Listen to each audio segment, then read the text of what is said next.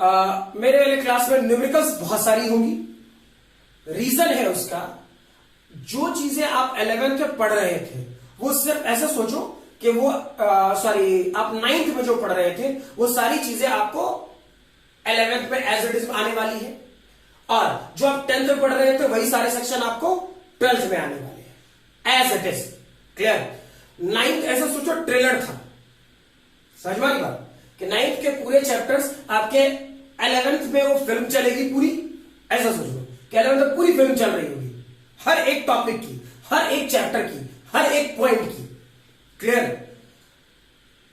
तो 9th की चीजें अगर जो आपके पास डिलिबरेटली और निश्चित वो है आपके पास, अगर जो आपके पास है तो 11th की चीजें आपको अच्छे से पकड़ में आएंगी। ठीक है? सिमिलरली 10th अभी जस्ट पास करके आया हो, 12th सेम, मतलब कहने का मतलब 10th ट्रेलर फिल्म 12th, है ना। चलो ये तो बात हो गई आपके सिलेबस के रिगार्डिंग, है ना।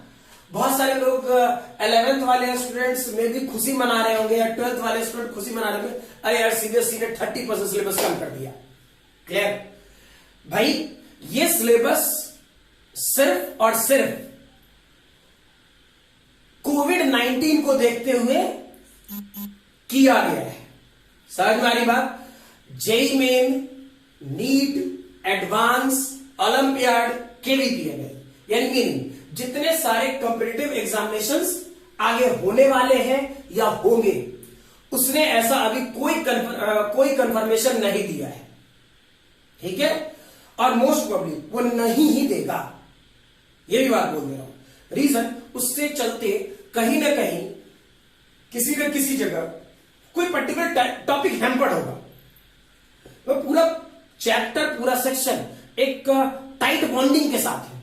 अब ये नहीं कि अब ये छोड़ के चल जाएंगे तो कुछ बात समझ में आ जाए, कहीं ना कहीं वो दिक्कत करेगा ही करेगा। क्लियर है? ठीक? तो इसलिए मैं बिल्कुल बेसिक से, जीरो से 11th वालों के लिए, जैसे आप 11th में पढ़े थे, मतलब आप लोगों ने जैसे 11th में पढ़ाई की थी, बिल्कुल सेम उसी टाइप से मैं 11th वाला पहला लेक्चर शुरू करता हूं। ठीक है? आज वाले क्लास से। अच्छा, ये तो हो गया ऊपर ऊपर वाली बातें, दोनों बातें हो गई, है ना। अब सबसे पहली बात, फिजिक्स पढ़ने के लिए कुछ चीजों का ध्यान रखेंगे, है ना। फिजिक्स आप यूं ही नहीं पढ़ सकते सीधा। ठीक है? कि जैसे आपको मैथ्स वाले सर आएंगे तो डायरेक्टली मैथ्स पढ़ाना शुरू कर देंगे, केमिस्ट्री वाले सर आएंगे तो केमिस्ट्री पढ़ाना शुरू कर देंगे, है ना। फिजिक्स वाले सर अगर जो आपके सामने आए तो अगर जो फिजिक्स पढ़ाना शुरू कर दे तुरंत के तुरंत, ठीक, तो तुम्हें बेवकूफ बना रहे, स्पेशली 11th और 12th में। ठीक है? रीजन, जब आप फिजिक्स पढ़ना शुरू करोगे तो फिजिक्स के किसी भी अच्छी बुक्स में, अरे हम और आप नॉलेज कहां से गैदर करेंगे, नॉलेज कहां से लेंगे? बुक से, नॉर्मल सी बात है। ठीक है? तो कोई भी अच्छी बुक, एनीवन, कोई भी, ठीक है, अगर जो हम यूज कर रहे हैं उसका पहला लाइन लिखा पड़ा है, physics is the language of mathematics. Physics is the language of mathematics. Clear? ठीक है? यानी सोचो, स्टेटमेंट पहला आता है, physics is the language of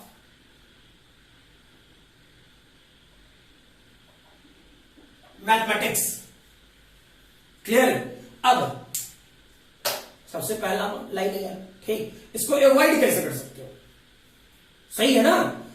अगर जो ये पहला लाइन, और कोई भी स्टैंडर्ड बुक 11th और 12th की, कोई भी standard book physics is the language of mathematics को अवॉइड नहीं करेगा।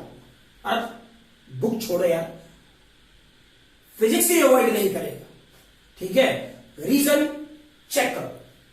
फिजिक्स एक ऐसा पेपर है जो आपके अगल बगल की सराउंडिंग, जो कुछ भी है सराउंडिंग में, ठीक है, और इवन जो मेरा लैंग्वेज है, जिस टाइप से मैं पढ़ाता हूं क्लास में, ठीक है, प्रयास यही करूंगा कि मैं उसी ढंग से रखूं अपने आप को, ज्यादा चेंज ना करूं, क्योंकि ऑनलाइन में वो बातें फील नहीं आती कि अच्छा क्लास वाला फील नहीं आता थोड़ा, है ना। लेकिन करें क्या, अब जैसा सिचुएशन है उसके अनुसार सही काम करना होता है। तो अभी जो पॉसिबिलिटी है अवेलेबल है। फिर बाद में जैसे जैसे आगे बढ़ेंगे हम लोग फिर से वापस मिलेंगे, क्या कहते हैं, क्लासरूम वाले मोड में। ठीक है, जब मिलेंगे वेल गुड, फिर से मिलेंगे। लेकिन एक नॉर्मल सी बात, आप इन्वायरमेंट में जो कुछ भी देख रहे हो, सुन रहे हो, समझ रहे हो, फील कर रहे हो, वो सब कुछ फिजिक्स है। क्लियर? मैंने बोला जो आप देख रहे हो, सुन रहे हो, फील कर रहे हो, कुछ भी, वो सब कुछ फिजिक्स है। क्लियर? और उसका मैथ्स यानी सीधा साधा लैंग्वेज, जो आप देख रहे हो, सुन रहे हो, फील कर रहे हो, अगर जो तुमने उसका मैथ्स लिख दिया, उसका मैथ्स लिख दिया, तो आप फिजिक्स लिखना समझ गए, आपको फिजिक्स लिखने आ गया। क्लियर? अगर जो आप ये बात नहीं करना चाह रहे हो, जैसे एक नॉर्मल सी बात तय है, 10th के बाद जिन लोगों ने साइंस लिया होगा, साइंस लिए होगे, उन्हीं से फिजिक्स वाले टीचर से मुलाकात होगी, और तो किसी से होगा नहीं है। सही है ना? दूसरी चीज कि एक पंगा ये होता फिजिक्स वाले के साथ कि वो जब भी ये स्टार्ट करेंगे, और अगर जो वो अच्छा काम कर रहे हैं और अच्छा पढ़ाना चाहे, ठीक है, तो वो स्टार्ट करेंगे बेसिक मैथमेटिक्स से, यानी किससे? समझो, लैंग्वेज ऑफ मैथमेटिक्स से। क्लियर है ये? वो डायरेक्टली फिजिक्स नहीं बता सकते, ठीक है, और जो डायरेक्टली फिजिक्स पढ़ना शुरू कर दिए, उस बच्चे को हवा नहीं लगेगा, कहां से आया, क्यों आया, उसका मैथमेटिकल कैलकुलेशन क्या है। ठीक है, एक नॉर्मल सी बात चेक कर लो, मैं तुझे थोड़ा थोड़ा फील कराता हूं। मान लो भगवान ना करे किसी को फीवर लग गया, अभी के टाइम पे ये क्या कहते हैं, कोरोना काल, ठीक है, कोरोना वाले पार्ट में अगर जो ये बात बोल दिया जाए किसी को फीवर लग गया, ठीक, तो अगल बगल वाले क्या, घर वाले छोड़ करके बाहर चले गए कि अच्छा सामने वाले को कोरोना हो गया। लेकिन एक नॉर्मल से लॉजिक बोल रहा हूं कि ध्यान रखेंगे हम लोग क्या, कि अगर जो नॉर्मल दिनों में फीवर लगता, भगवान ना करे किसी को लगे, ठीक है, तो हम लोग ऐसा सोचते हैं और कहते क्या है, क्या कहते हैं कि भाई मेरा हाथ पकड़ के देख तू कितना ठंडा या गर्म है, या गर्म है कि नहीं। नॉर्मल सा ही बात बोलते हैं, ठीक, तो सामने वाला आपका हाथ पकड़ के बोल देगा क्या, अरे यार तुमको तो 102 डिग्री बुखार है, ऐसा बोल देगा क्या? नहीं, उसको ऐसा एग्जैक्टली बोलने के लिए क्या चाहिए? थर्मामीटर। ठीक है, उसको ऐसा बोलने के लिए क्या चाहिए? थर्मामीटर। ठीक, चेक करो। तो टेम्परेचर का डिफिनीशन क्या है फिजिक्स में? Degree of hotness and coldness of the body is called temperature. फिर से बोलते रहो, degree of hotness and coldness of the body is called temperature. ठीक है, क्लियर? तो आप खुद सोच के देखो, खुद सोच के देखो कि degree of hotness and coldness ये क्या है? मेजरमेंट है, कितना गर्म कितना ठंडा, ये मेजरमेंट है। किससे मेजर किए? थर्मामीटर से। सही है ना? आप उसके लिए क्या यूज करो? 96 डिग्री फ़ारेनहाइट, डिग्री सेल्सियस मत बोल देना। क्लियर है? ये बॉडी का टेम्परेचर फ़ारेनहाइट में मेजर करते हैं, डिग्री सेल्सियस में नहीं। क्लियर? तो चेक कर कि ये डेटा क्या आया, ये मैथमेटिकल डेटा आया, ठीक, मेजरमेंट का डेटा आया, तरीका था ये। एक और एग्जाम्पल दे दो, कई बचपन में, अच्छा तुम लोग हाँ ये पढ़ा होगा फोर्स का डेफिनेशन। ठीक है, फोर्स का डेफिनेशन क्या पढ़ा होगा? छोड़ो जो भी पढ़ा, ठीक, पुश और पुल इतना तो पढ़ा था ना, पुश और पुल। ठीक, तो पुश कहां करेगा? कहां? हवा में। तो मान लो तुम्हें थप्पड़ मारना है मुझे, ठीक है, किसी को थप्पड़ मारना है, तो थप्पड़ मारना है तो मेरा हाथ और उसका गाल तो होना चाहिए, या मैं ऐसे हाथ घुमाता रहूं यूं यूं, ठीक है, थप्पड़ लग जाएगी, ऐसा तो होगा नहीं यार। सही है ना? उस कंडीशन में मेरे हाथ का कांटेक्ट आपके गाल से होना ही चाहिए, तभी थप्पड़ लगेगा। नहीं तो तू अपना गाल लेके दौड़ता जा, मैं अपना हाथ लेके दौड़ रहा हूं, कभी पकड़ में आ जाए तब मारेंगे यार, सही है ना। ठीक, तो चेक करो इस वाले पोर्शन में क्या बना, नॉर्मल सी लॉजिक, फिर से बोल रहा हूं, ठीक है, कि मेरे बॉडी का कांटेक्ट अगर जो पुश करे, तो मान लो इस दीवार पे हम एक थप्पड़ आ गए ऐसे यूं, क्लियर, इस दीवार से मेरे हाथ का कांटेक्ट रियल है, इमेजिनरी नहीं कि हवा मारे जा रहे हैं और फोर्स फील हो जाएगा, नहीं। फोर्स फील होने के लिए क्या होना चाहिए, बॉडी के साथ रियल कांटेक्ट होना चाहिए, रियल कांटेक्ट, ठीक, इमेजिनरी कांटेक्ट नहीं कि हवा में हाथ घुमा रहे, क्लियर है ये, ठीक है। एक और एग्जांपल, तुम लोग सर्कुलर मोशन पढ़ा होगा हल्का फुल्का 9th में, ठीक है। सर्कुलर मोशन में क्या, बचपन में ऐसे सबको ही किया है, ठीक, लेकिन स्पेशली वो ये मान लेते हैं लोग कि ये लड़कियों वाला गेम है, ठीक है, करता सब है, माने कोई नहीं, अलग मैटर है, ठीक है।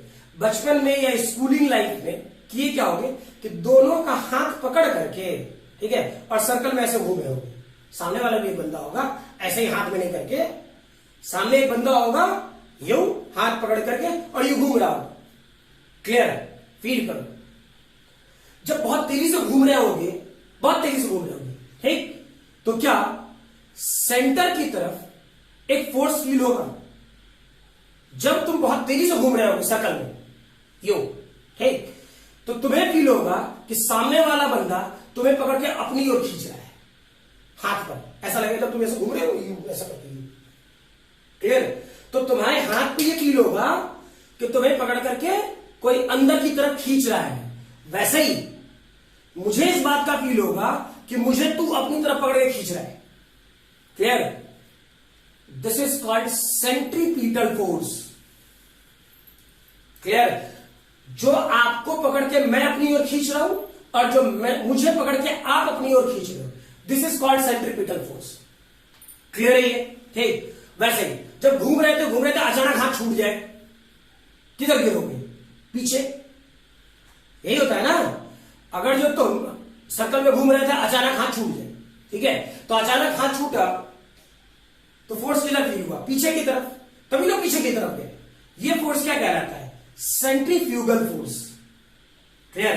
पता नहीं आपने वो लाइन तो पढ़ा था नहीं पढ़ा था, ध्यान नहीं है, ठीक, लेकिन रियलिटी में पूरा एक चैप्टर पढ़ना है हम लोग को सर्कुलर मोशन 11th में, ठीक है। बस यही दो लॉजिक सोचनी है, क्या, हाथ पकड़ के घूम रहे सर्कल में, हाथ पकड़ के घूम रहे सर्कल में, तो फोर्स किधर लगा, सेंटर की तरफ, this is called centripetal, clear. हाथ जैसे ही छूटा फोर्स किधर लगा, बाहर की तरफ, this is called centrifugal force, ठीक है। और इस पूरे चैप्टर में इसी दो फोर्स के बारे में पढ़ाई करनी है हम लोग को, ठीक है। अब सोचो, तय है ऐसा वो सब कुछ आप लाइफ में कभी ना कभी कर रखे हो, हां या ना, सही है। तो फिजिक्स एक ऐसा पेपर है जहां पर वो सब कुछ आप कर रखे होंगे जो आपके सामने कभी ना कभी किसी न किसी टाइम पर घटा है, ठीक है। बस उसका एक्सप्लेनेशन दिमाग में रखने का प्रयास करें, ठीक है। वो जैसे जैसे आप आगे बढ़ते जाएंगे आपको फील भी कराते जाएंगे, क्योंकि वो बातें पहले दिमाग में फील करें, क्लियर, और फर्दर उसके बाद जैसे जैसे आगे बढ़ना शुरू करेंगे, ठीक, उसका मैथ साथ साथ सीखते जाएंगे, क्लियर है। दूसरी बात, जो मैथ्स लेके पढ़ रहे होगे उसके लिए कोई दिक्कत नहीं, एक फिजिक्स के टीचर होने के नाते मेरा धर्म बनता है मास्टर का कि तुझे एक बात समझा दीजिए, ठीक। मैथ्स वाले स्टूडेंट को तो फिजिक्स पढ़ना है और मैथ्स पढ़ेंगे ही पढ़ेंगे, नो डाउट, ठीक। लेकिन साइंस के बायो वाले स्टूडेंट कुछ बायो इसलिए लेते हैं, ठीक, कि उन्हें मैथ्स से डर लगता, समझ में आ रही बात। ये भ्रम में कोई ना रहे, स्पेशली बायो वाले स्टूडेंट, कि उन्हें मैथ्स नहीं पढ़नी है, ठीक है। अरे मान लिया मैथ्स नहीं पढ़नी है, फिजिक्स तो पढ़ना है, हाँ या ना, क्लियर है। मान लिया कि मैं मान सकता हूं कि तुझे मैथ्स नहीं पढ़नी है, एक्सेप्टेबल, ठीक। लेकिन फिजिक्स तो पढ़ रहे हैं, सही है ना। और फिजिक्स का पहला लाइन क्या कहता है? Physics is the language of mathematics. ठीक, तो जियो मरो कुछ भी करो, मैथ तो पढ़ना ही है यार, सही है ना। तो और ये भ्रम में नहीं रहना, पहले कह दे रहा हूं, ठीक है। बायो वाले स्टूडेंट के लिए कह रहा हूं जो बायो लेके आगे पढ़ना चाह रहे हो, ठीक है, चाहे कोई भी इंस्टीट्यूट हो, एनीवन, ठीक है। अगर जो वो आपको मैथ्स पढ़ने से मना करता है, बायो वाले स्टूडेंट को, वो आपको भ्रम में रख रहा है, बेवकूफ बनाएगा, ठीक है। रीजन, कोई गारंटी नहीं है कि ऑनलाइन प्लेटफॉर्म पे मैं आपको देखने जा रहा हूं या आप मुझे देख रहे हो, ठीक है, क्लियर। कोई नहीं जानता है, लेकिन मेरा धर्म है कि मैं तुम्हारे साथ गलत ना करूं, ठीक है, वो गलत बातें इंफॉर्मेशन ना पहुंचाऊं, ठीक है। इसलिए स्ट्रेट फॉरवर्ड कह रहा हूं, स्पेशली बायो वाले स्टूडेंट्स के लिए, कि आप इस चीज का ध्यान रखें कि दैट इज सीरियस का ध्यान रखें कि किसी भी टाइप में आपको मैथ्स पढ़नी है जितना मैं बता रहा हूं, क्लियर। इतना मिनिमम रिक्वायरमेंट है, इसके बाद फिर आप मैथ्स के टॉपिक नहीं पढ़ोगे चलेगा, बायो वाले के लिए कह रहा हूं, मैथ्स वाले को घर पूरा पढ़ लें, ठीक है। इसलिए ध्यान रखेंगे, कोई गड़बड़ ना करें, ठीक है। चलो इस वाले सेक्शन में physics is the language of mathematics, तो फिजिक्स वाले पार्ट में थोड़ी देर बाद आए, है ना। पहले हम लोग इसके लैंग्वेज को सीखें। रीजन, भाई फील तो है हम लोग के पास, कितना बुखार था, सर्कल में घूमे तो फोर्स लगा, अरे फोर्स का कुछ मैग्नीट्यूड तो होगा, ठीक है, फोर्स का कुछ मैग्नीट्यूड तो होगा, क्लियर। फोर्स की कुछ वैल्यू तो होगी, वो लिखने तो आना चाहिए, ठीक है।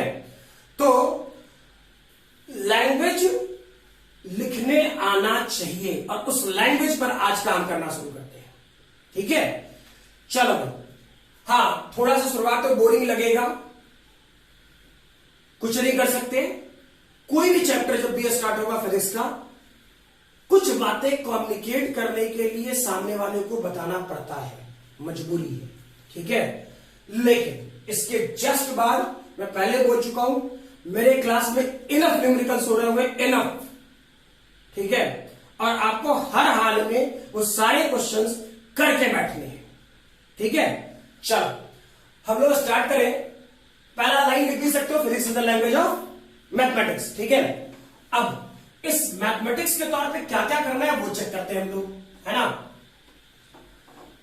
पहला सेक्शन, जैसे जैसे आगे बढ़ते जाएंगे बताता जाऊंगा।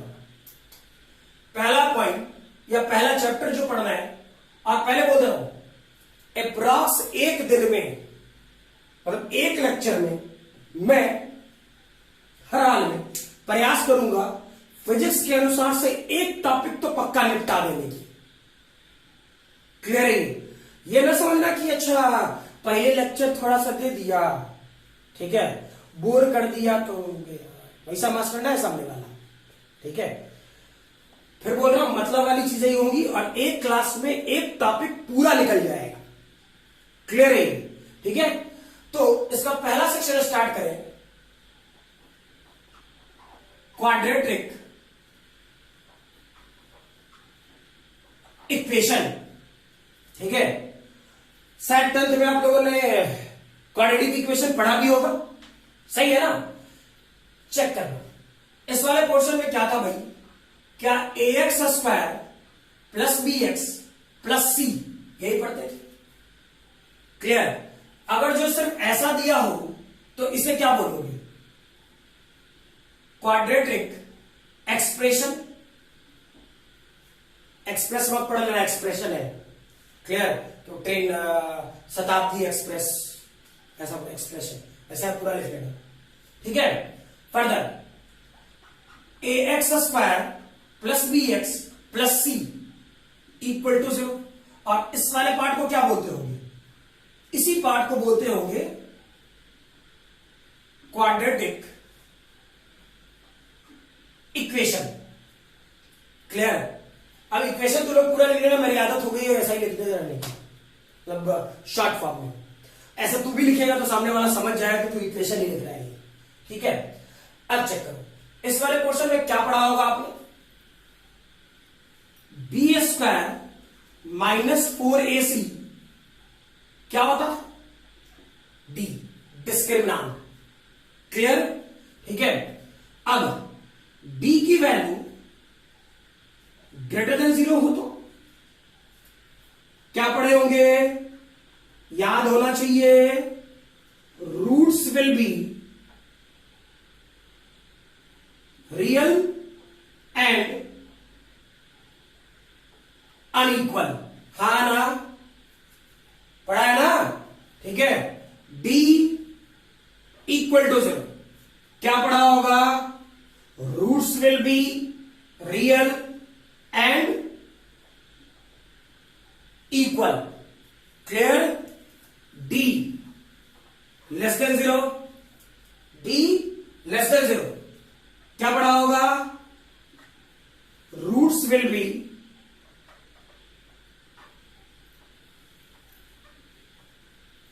इमेजिनरी। क्लियर? ठीक है। अब ध्यान देना, थोड़ा देर बाद आता हूं। इस वाले पोर्शन में रूट्स विल बी इमेजिनरी है ना। फिजिक्स में हम लोग को ये पहला पॉइंट मान लो, ये ए पॉइंट, ये बी पॉइंट, ये सी पॉइंट, डिस्क्रिमिनेंट के थ्रू जो वैल्यू आती थी। हे, फिजिक्स में ए और बी पॉइंट पढ़ना है, सी पॉइंट से क्वेश्चन फिजिक्स में नहीं होगा। क्लियर? ठीक है। मैं साफ साफ हिदायत दे रहा हूं, साफ साफ एक बात कह रहा हूं, इसमें कोई गड़बड़ ना करे कोई भी स्टूडेंट। सामने वाला को आपको ये फील होगा कि मैथ्स पढ़ा रहा है, पहले बोला मैं फिजिक्स पढ़ा रहा हूं। क्लियर? मैं उतनी ही बातें बोलूंगा जितना फिजिक्स के लिए रिक्वायरमेंट है, सिर्फ फिजिक्स के लिए रिक्वायरमेंट है। मैं मैथ्स उतना ही बताऊंगा जितना फिजिक्स में जरूरत है। क्लियर? ए और बी ये दोनों फिजिक्स में मिलेगा, मैथ्स में भी मिलेगा। ठीक है। सी पॉइंट, ये पूरा पार्ट, इसके पूरे सी के लिए मैथ्स में पूरा का पूरा चैप्टर पढ़ना है। कौन सा? कुछ स्टूडेंट पढ़ रहे होंगे मे बी ऑनलाइन किसी प्लेटफॉर्म पे, सही है ना। इस पूरे पार्ट के लिए आपको कॉम्प्लेक्स नंबर अलग से पढ़ना होगा। क्लियर है ये? ठीक है। लेकिन ये पार्ट फिजिक्स में नहीं है। ठीक? अच्छा, दूसरी चीज, रूट्स निकालने के लिए कुछ काम करते होंगे, याद है? सही है ना। रूट्स निकालने के लिए क्या, मैं डायरेक्टली लिख रहा हूं, एक्स की वैल्यू क्या पड़ता होगा? एक्स इस क्वाड्रेटिक इक्वेशन के लिए -b plus minus root over b square -4ac divided by 2a। यही था ना, यही था ना। क्लियर? तो इस वाले पोर्शन को पहले फटाफट लिख ले। मैं पहले भी कह रहा था, कॉपी और पेन साथ साथ लेके बैठे, फटाफट लिख ले पहले। चलो, यहां से इस वाले पोर्शन में लिख चुके होगे। ठीक है। और यहां से आप न्यूमेरिकल साथ साथ शुरू करो बनाना। ठीक है, बिना कोई एफर्ट किए हुए। अच्छा, दूसरी चीज, फैक्टराइजेशन मेथड से ये फार्मूला पुट करके नहीं, ये फार्मूला पुट करके तो कोई बना लेगा। सही है ना। मैं आपको बोल रहा हूं फैक्टराइजेशन मेथड से सॉल्व करने के लिए। ठीक है। यानी एक क्वेश्चन दे रहा हूं, पहले समझा दे रहा हूं, और शायद ये आता होगा आपको, है ना। चेक करें।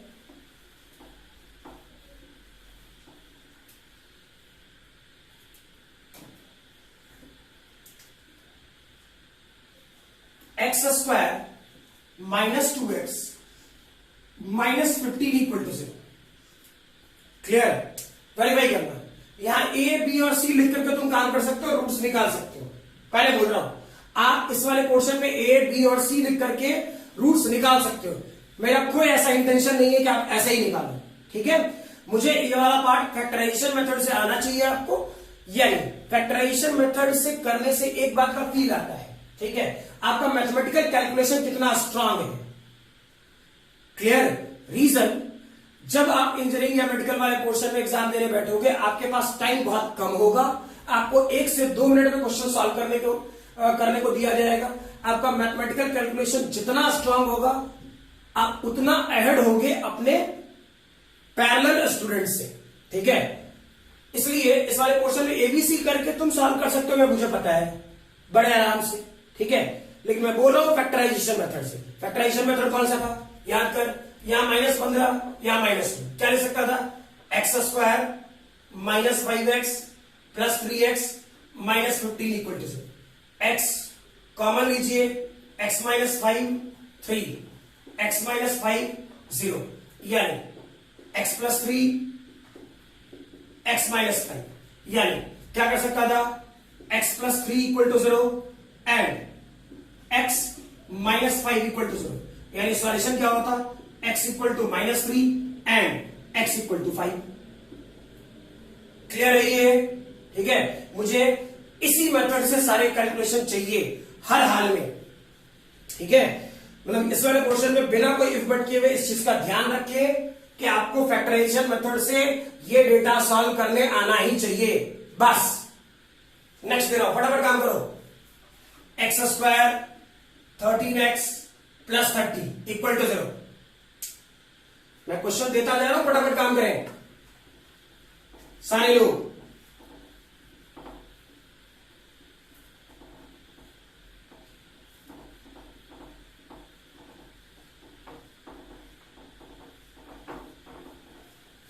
कॉपी पेन लेके बैठे,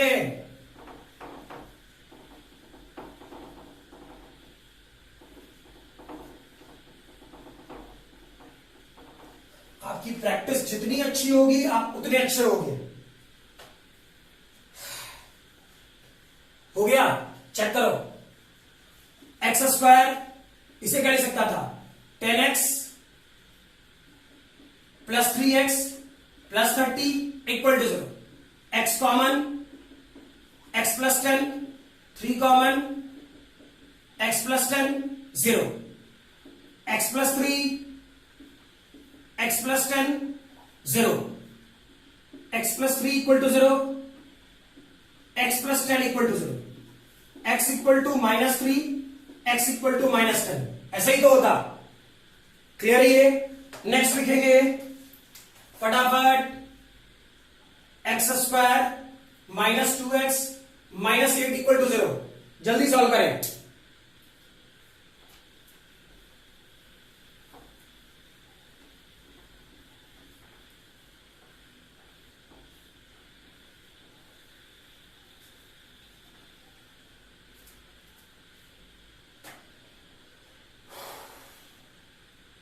हो गया क्या, चेक करो। इस वाले पोर्शन में क्या हो रहा था, x² -4x + 2x -8 = 0, x common, x - 4 2 common, x - 4 0, यानी x + 2 x - 4 0, x + 2 = 0, x - 4 = 0, x = -2, x = 4। होगा क्या, नेक्स्ट -2x² x + 15 = 0। जल्दी सॉल्व करें।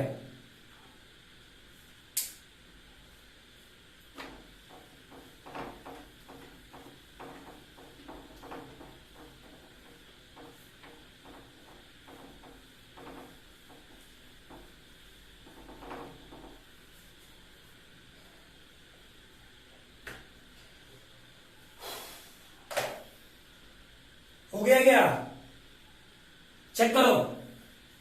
-2 और यहां 15, तो -2 और 15 30 -30, गुड।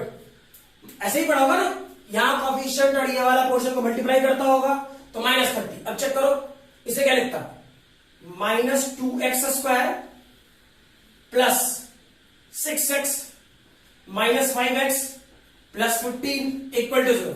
चेक करो, क्या यहां -2x कॉमन ले, x - 3 5, x - 3 = 0, -2x - 5 x - 3 0।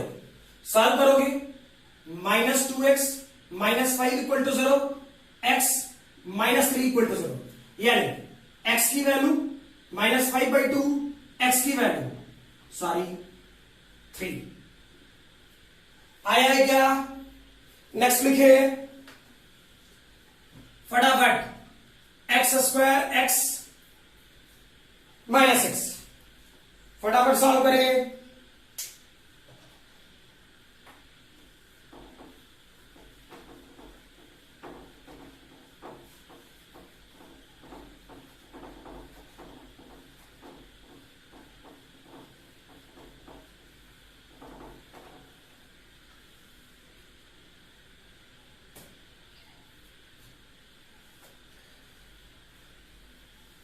हो गया क्या?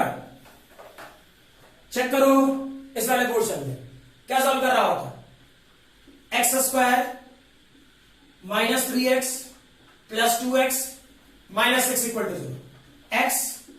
X minus 3 2 common, x minus 3 0, x plus 2 x minus 3 equal to 0, यानी x plus 2 0, x minus 3 0, x minus 2 x 3।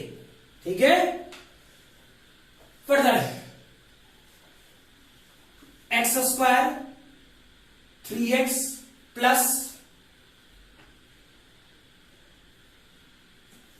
2 equal to 0। बना जल्दी।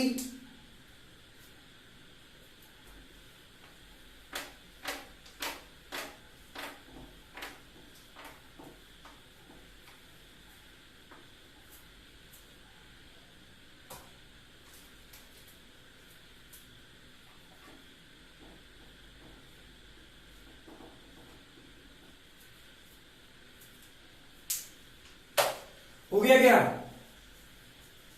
अगला क्वेश्चन दे रखा हूं, अगर जो बनता जा रहा है फटाफट मैं बोल रहा हूं इनफ प्रैक्टिस। जितनी अच्छी प्रैक्टिस, जितना अच्छा आपका कैलकुलेशन, ठीक है, आप उतना अच्छा बनोगे। ठीक है, और जितनी बकवास करनी थी पहले कर चुका हूं। ठीक, अब आगे किसी भी लेक्चर में शायद जहां जो ऑथेंटिक बात होगी बस उतना ही कर रहा हूं। ठीक है, चेक करो क्या कर रहा होगा। X square 2x x plus 2 equal to 0, x plus 2 1 common, x plus 2 0, x plus 1 x plus 2 0, यानी एक्स प्लस 1 0, एक्स प्लस 2 0, यानी एक्स माइनस 1 एक्स माइनस 2। जल्दी करें।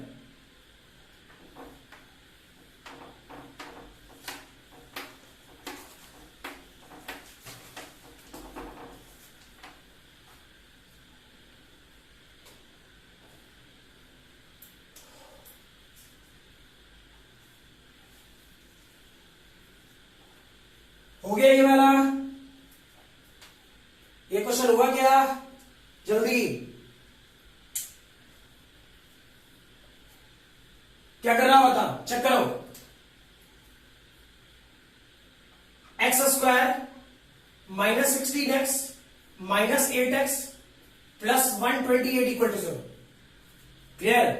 जितना मैं बोल रहा हूं मुझे ये बात अच्छे से पता है क्या करना है। ठीक है, सामने वाला को तो सोच सकता है कि रट के रखा होगा ऐसा क्वेश्चन ना, तुम जैसा देगा मैं कैलकुलेट कर लूंगा। ठीक है, सामने वाले ने इतनी इनफ प्रैक्टिस कर ली है कि उसे ये बात पता है कि कब क्या सोचना है। ठीक है, आपको ये सोचने में मे भी कभी कभी टाइम लग सकता है। क्लियर? हे, अवॉइड कीजिए इस बात को। मतलब मीनिंग ये, जितना अच्छा कैलकुलेशन उतना अच्छा आपका फिजिक्स। ठीक है, चेक करो। एक्स कॉमन लेते यार, क्या होता? एक्स माइनस 16 माइनस 8 कॉमन ले, एक्स माइनस 16 0, यानी एक्स माइनस 8 एक्स माइनस 16 0, यानी x minus 8 equal to x minus 16 equal to, यानी एक्स 8 एक्स 16। क्लियर? चलो भाई इसे बनाए जल्दी।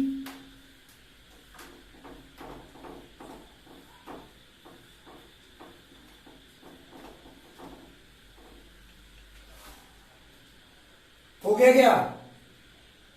चेक करो।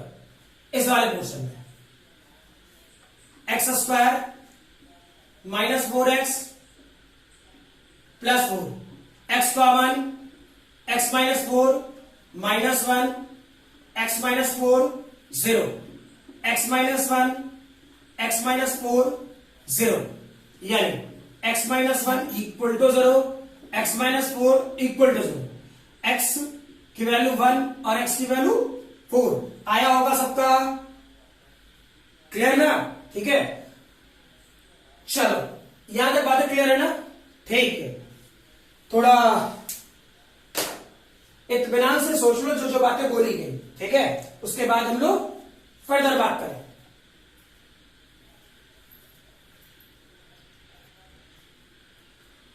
हो गया होगा, वेरीफाई कर लिया। अब एक सेक्शन तुम्हारी थिंकिंग पर दे रहा हूं, ठीक है, कि तुम कितना सोच के बैठे हो क्वेश्चन में, या कितना क्वाड्रेटिक इक्वेशन में काम करके बैठे हो, क्लियर? और मोस्ट प्रोबेबली ये एक या दो क्वेश्चन जो दे रहा हूं वो मैं आपको अगले लेक्चर में डील करूंगा। ये मैं आज आप लोग पर छोड़ रहा हूं कि आज आप लोग इस वाले पोर्शन में थोड़ा थिंकिंग सोच के बैठो, ठीक है? फिर कह रहा हूं एक सेक्शन आपको आता है, ठीक है, ये भ्रम में मत रहना कि तुमको मास्टर टफ क्वेश्चन देके चला गया है। सिर्फ आपकी जजमेंट करने के लिए, आपको जज करने आता है या नहीं, ठीक है? चलो इस वाले पोर्शन में 3 to the power 2x plus 1 plus 3 square equal to 3x plus 3 plus 3 to the power x, ये पहला क्वेश्चन। इसी टाइप का एक और क्वेश्चन है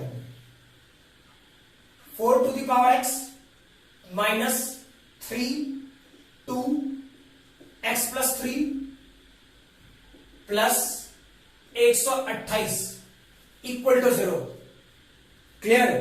ये दोनों क्वेश्चन बना के आओगे, ठीक है? अगले लेक्चर में आप लोग इस सभी चीजों को सॉल्व करके बैठोगे, ठीक है? हाँ, आपको एक हिंट दे सकता हूं अभी सॉल्व करने के लिए, ठीक है? क्या गुजरे जमाने में a to the power m into a to the power n, और जो बुढ़ापा नहीं आया होगा तो बुढ़ापे में आदमी का याददाश्त होने लगता है ना, तो बचपन वाली चीजें अगर जो याद होगी तो पक्का बन जाएगा। a to the power m into a to the power n का formula a to the power m plus ऐसा होता था, clear? a to the power m divide by a to the power n, क्या किसी गुजरे जमाने में ऐसा पढ़ रखे हो, क्लियर?